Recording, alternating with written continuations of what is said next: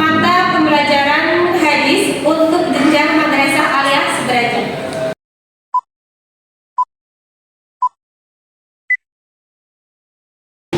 Baik teman-teman semuanya, Assalamualaikum warahmatullahi wabarakatuh. Waalaikumsalam warahmatullahi wabarakatuh. Nah teman-teman semuanya, hari ini kan mata pelajaran hadis, di mana pada bab ini kita masuk kepada bab 2, yaitu terkait dengan ujian hidup. Teman-teman semuanya, di sini ibu mau bertanya kepada teman-teman semuanya, di antara kalian siapa sih yang sudah merasakan atau sudah mengalami ujian hidup yang sangat-sangat membuat diri itu merasa kayaknya aku mau udah aja di dunia ini? Ada nggak sih dari antara teman-teman semuanya yang membuat ujian hidup teman-teman malah semakin down, semakin merasa bahwa manusia itu ngapain aku harus di dunia ini kalau misal ujiannya seperti itu? Nah, ada nggak sih di antara teman-teman yang seperti itu? Ada. Ketika pada saat itu usia berapa mbak? Usia sekarang 18 tahun. 18 tahun. Terus yang lainnya? Sudah di usia 17 tahun. Berarti di usia remaja, beranjak dewasa awal. Teman-teman, perlu teman-teman ketahui bahwasanya setiap ujian hidup yang teman-teman alami di sini adalah itu bukan semata-mata ujian hidup saja, tapi ujian hidup yang teman-teman alami itu sebagai bentuk atau tangga untuk teman-teman bisa upgrade diri. Ini ada salah satu kisah dari Nabi Ayub. Dia itu juga dikasih Allah ujian hidup yang sangat-sangat sangat, tapi dia masih memiliki kesabaran. Nah, teman-teman bisa diperhatikan ya video ini, itu kisah dari Nabi Ayub, di mana Nabi ini diuji oleh Allah yang pertama dari kekayaan. Nah, tadi teman-teman kan sudah melihat sekilas terkait dengan video dari Nabi Ayub. Ini tuh sesuai dengan hadis yang diriwayatkan oleh Tirmidzi dari Abu Mus'ab bin Sa'ad. Salah satu mungkin bisa membacakan hadis ini. Oke, Mbak Nisa, silahkan dibacakan ya hadis dari riwayat Tirmidzi. Wahai Rasulullah, manusia manakah yang paling berat ujiannya?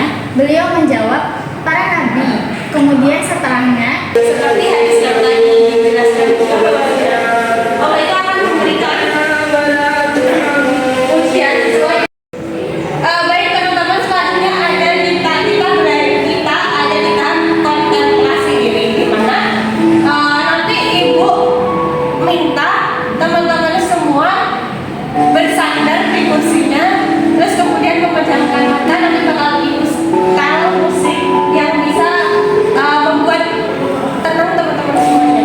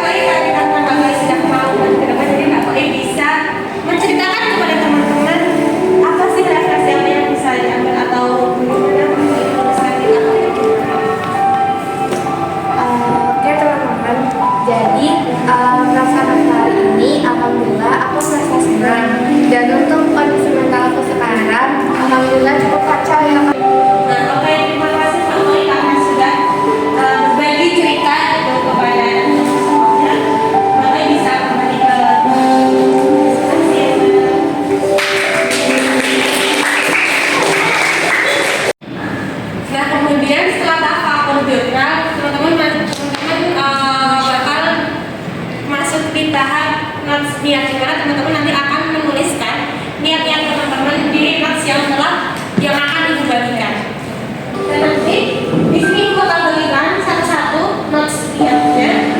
Dan notes niat ini nanti akan ditempelkan di depan buku teman-teman. Jadi teman-teman ketika teman-teman merasa teman-teman bisa baca di apakah orang akan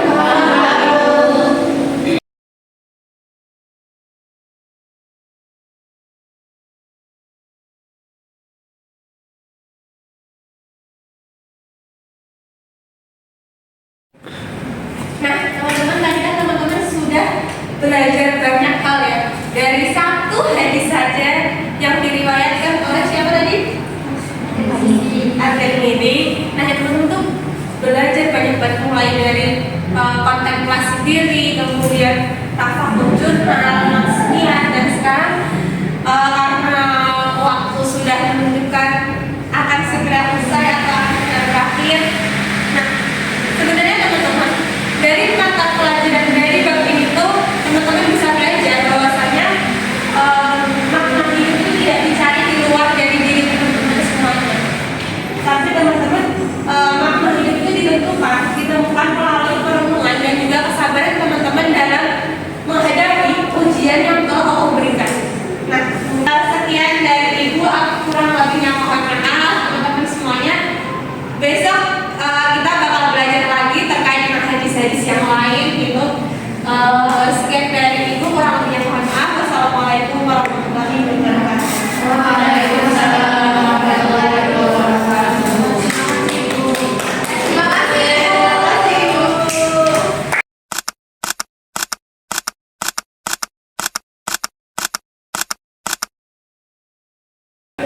Sekian dari